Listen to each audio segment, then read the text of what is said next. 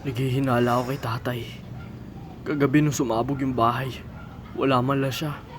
At ngayon, hindi ko alam kung...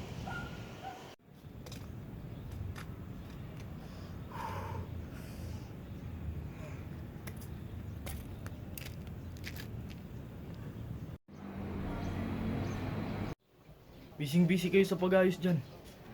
Nasa ba si tatay? Kagabi pa siya wala.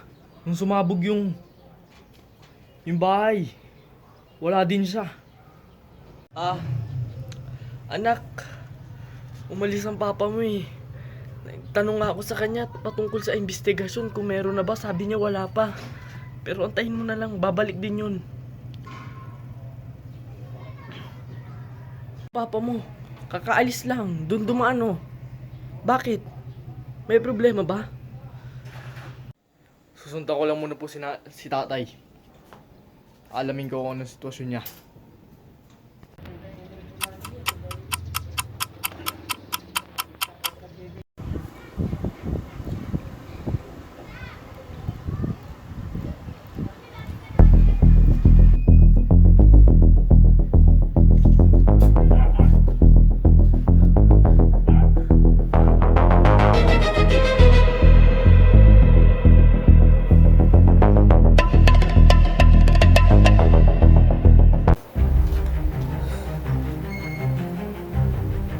Tay!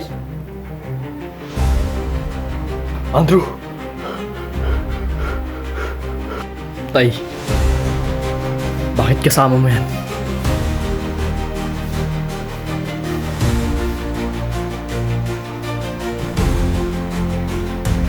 Ha?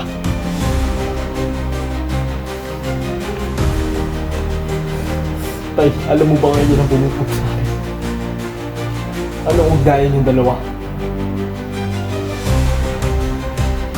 Dito pa kaya nag-uusap. Tay, sigurado ako may kinalaman sa pag-habog sa bahay natin. Andrew, pumalma ka. May gusto ko ipaliwanag sa'yo. Kaya ako na dito. Kaya kami nag-uusap. Dahil ang totoo niyan ay siya yung pinsan ko.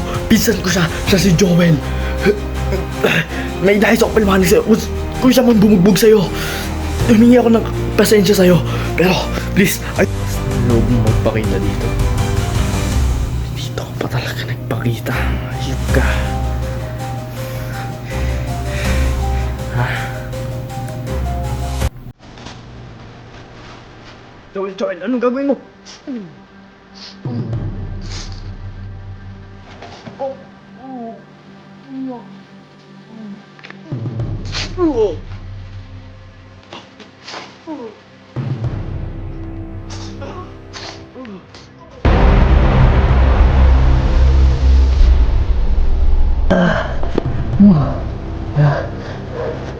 Ano?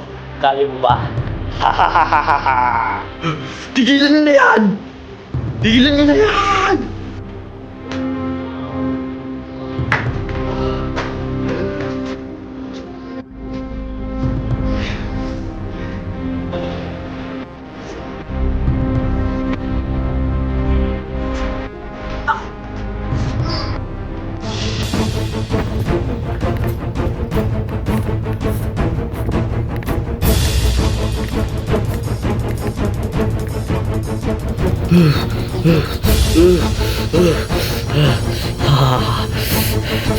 Hindi pa yung mga pagkakait na pinasabog ko ang bahay niyo. Ha ha ha ha ha! Oh! Ayop ka.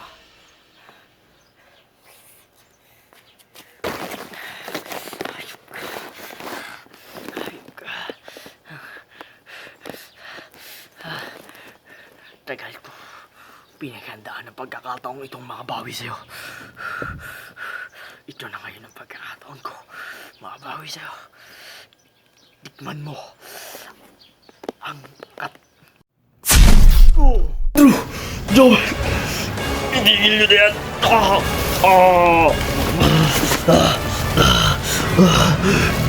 Andrew! Joel! Ayun yung isa po sa inyo!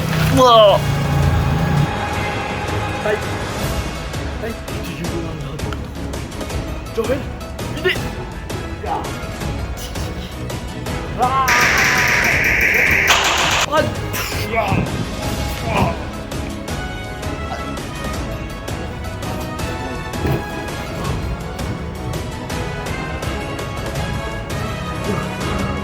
Tay!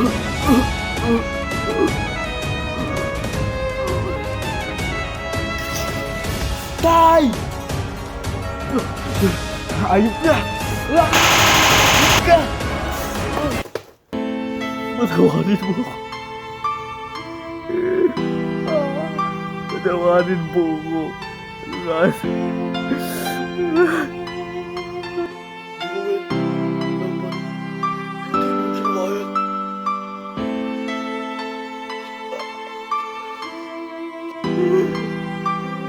Patawarin mo na.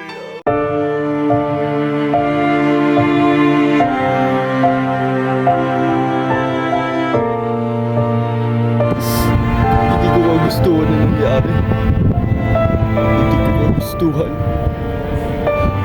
Lumabas na si tata.